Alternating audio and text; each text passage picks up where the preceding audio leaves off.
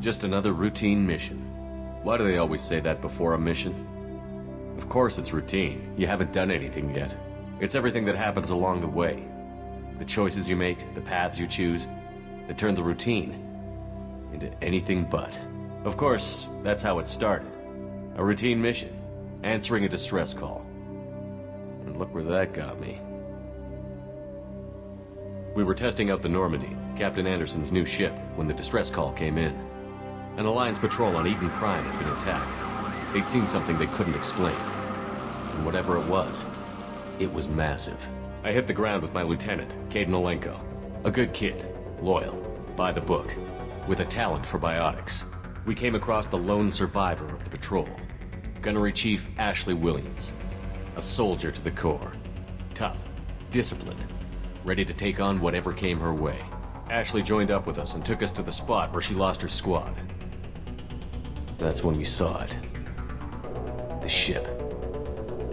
Like nothing I'd ever seen. It was massive, scorching the colony and everything around it as it blasted away. We followed the path of destruction to an artifact, a beacon left by a long-dead race called the Protheans. The colony had dug it up, and whoever attacked them had tried to take it. Chief Williams made the mistake of getting too close. It hit her with some type of energy. I grabbed her and threw her out of the way. And that's when it hit me. Hard. Every muscle in my body went rigid. I couldn't move. Could barely breathe. Everything went black. And then I saw something. A vision. Dream. Nightmare. By the time I woke up, we were halfway to the Citadel on our way to meet the Council. I was expected to explain what I'd seen. Anderson came along. So did Adina, our political representative on the Citadel. With those two heavyweights, it seemed reasonable we could persuade the Council that the ship we'd seen was a potential threat, as was the individual behind the attacks. The main suspect for the Eden Prime massacre was a Turian Spectre named Saren. He'd been seen by one of the survivors from the colony at Eden Prime, and there was some evidence to suggest that the ship was connected to Saren. But even Adina's pointed accusations weren't enough to convince the Council. They just couldn't believe one of their chosen elite Spectres could be guilty of something like that. They needed proof, which meant I needed proof. Fortunately, I wasn't alone in my search. Garrus, another Turian, wanted to help. A top agent for Citadel Security. Despite orders from his superiors that he shouldn't get involved, he told me he was suspicious of Saren, and he had some useful leads. More importantly, he was willing to share them. That led me to Rex, the biggest, nastiest looking Krogan bounty hunter I'd ever seen. He turned out to be more than just a brute. It was his intel that led to a fugitive with incriminating evidence on Saren. The fugitive turned out to be an energetic little Quarian named Tali.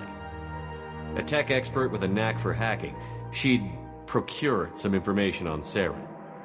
Evidence that proved Saren was dirty. Tali's evidence proved that Saren was responsible for the massacre on Eden Prime, and that the immense warship we'd spotted was in fact Saren's flagship. But it went much further. Saren was trying to find a way to bring back a race of sentient machines from dark space. Machines allegedly responsible for cleansing the galaxy of all organic life.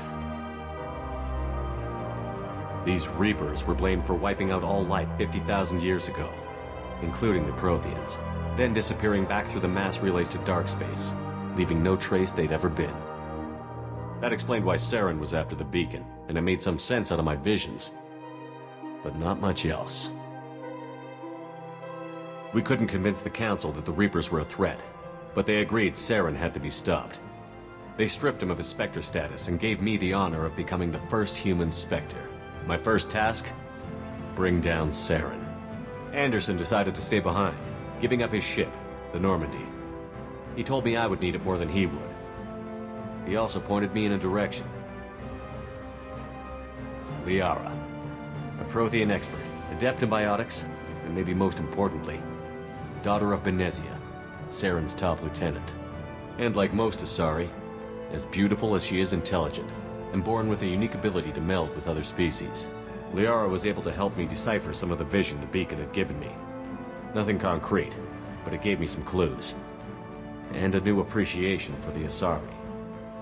Her technique for accessing my vision was unexpected, but not at all unpleasant. Ashley was a little concerned about the connection I shared with Liara. As commander, I knew either relationship had the potential to interfere with the mission. I told Liara about how I felt. Apparently, she'd felt it too. But we agreed we wouldn't let it get in the way of our mission. Finding Saren. Thanks to Liara's help, we had our next lead. Venezia. Saren had taken her to Novaria, where he'd enslaved a dangerous race of insect-like creatures, the Rachni. He ordered Venezia to use the same technique Liara had used on me to extract information from the Rachni Queen. The Queen's drones were everywhere, and they weren't happy. We had to fight through hundreds of them to get to Venezia. By the time we arrived, Saren was gone. With the information. I tried to reason with Venezia, but Saren had indoctrinated her. He had somehow acquired the ability to control people's actions and wills. Venezia wouldn't surrender, and Liara was forced to watch her mother die in her arms. And I was left with an angry, dangerous Rachni Queen to deal with. She claimed her drones would do no harm if I released her. But the Rachni had terrorized the galaxy before. I couldn't do it. I wouldn't doom an entire species for past sins. And the Queen was true to her word. She left and took her army of drones with her. With Saren's top lieutenant dead, he was quickly running out of time and places to hide. I tracked him down at his base on Vermeer, but we soon learned it was more than a base of operations. It was a breeding ground. Saren was breeding an army of Krogan. He'd found a cure for the genophage, a disease inflicted on the Krogan to prevent them from breeding and taking over the galaxy. But the Krogan Saren was breeding were slaves, mindless beasts that obeyed Saren's will. I had to destroy the base, and all its research. Rex disagreed. Violently. Rex wanted the genophage cure for his people. I tried to convince him to help me destroy it, that these Krogan weren't real. But he wouldn't back down. Fortunately, Rex is smarter than he looks. He realized this wasn't the way to help his people, and that Saren was the real threat.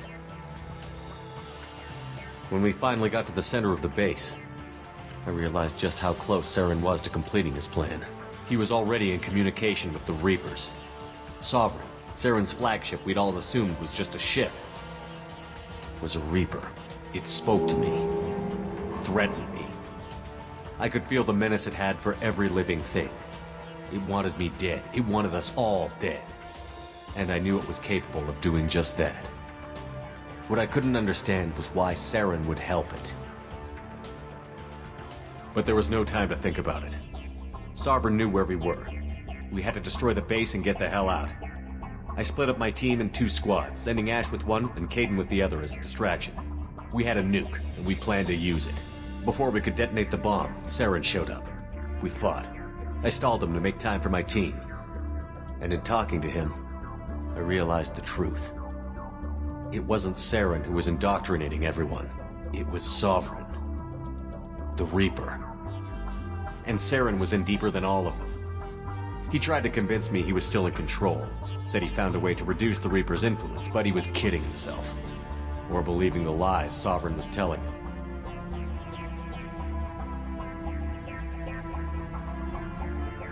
Before I could convince him to stop, he ran, leaving me just seconds to extract my squad mates. I tried, but I wasn't fast enough. I could only save one of them. Ash was a good friend, and a great soldier.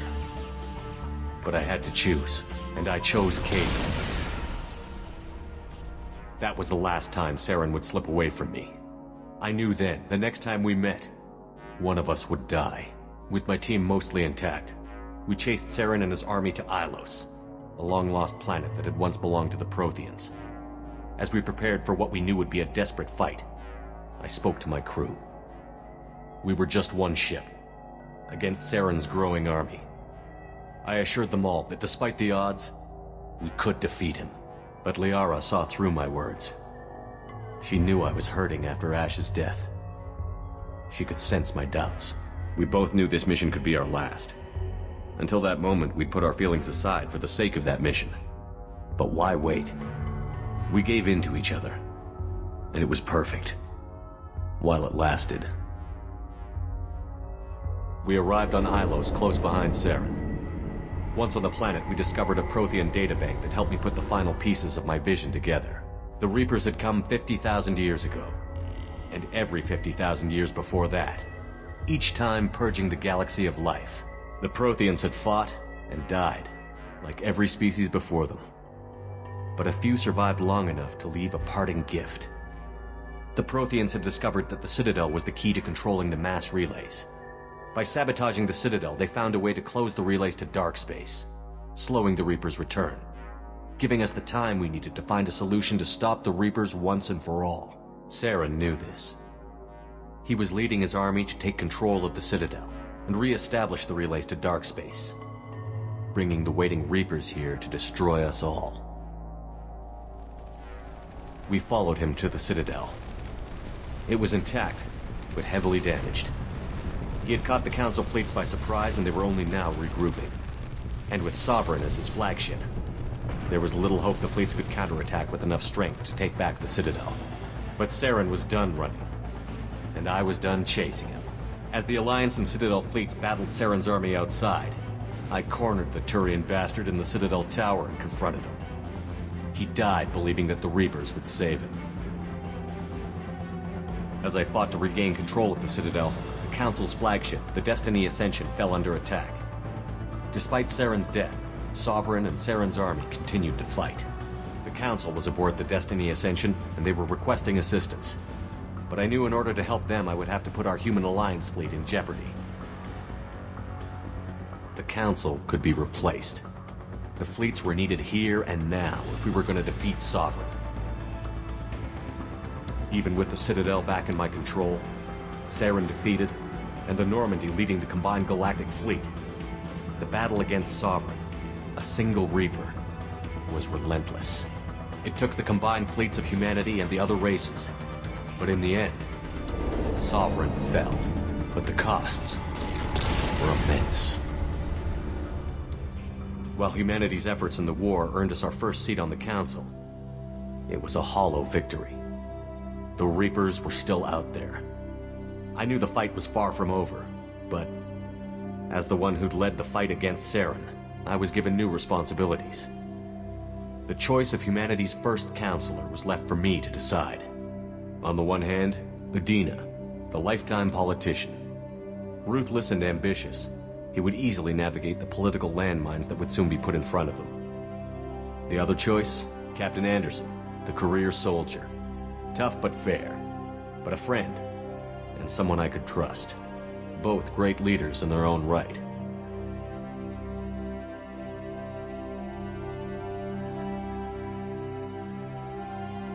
I didn't much like Udina, but sometimes you need a pit bull on your side. Someone willing to be the bad guy, for the sake of the greater good.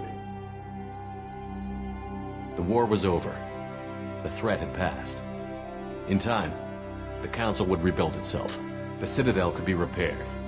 Even the pain of lost friends would fade. But none of that mattered if the Reapers were still out there. And if they were all as powerful as Sovereign, we had to find a way to stop them. I had to find a way. I gathered my crew, took my ship, and went in search of answers. Officially, the Council would only say I was assigned to cleanup duty, rooting out any remnants of Saren's army. Just another routine mission.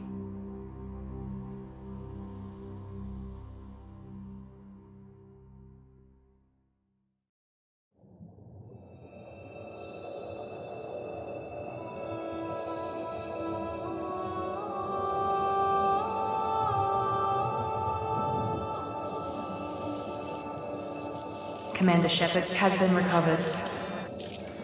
The Lazarus Project will proceed as planned.